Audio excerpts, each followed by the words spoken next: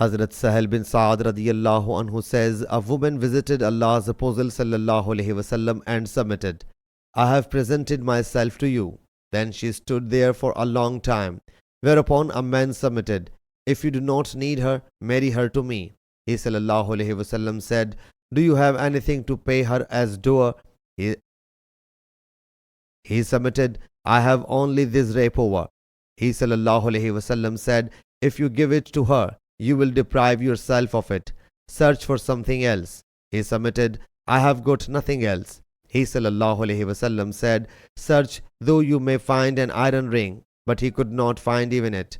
Whereupon he sallallahu alaihi wasallam said, have you learned some of the Quran? He submitted, yes, I have learned such and such chapters, and then titled them. Thereupon he sallallahu alaihi wasallam said, we have married her to you for the Quran you have learnt.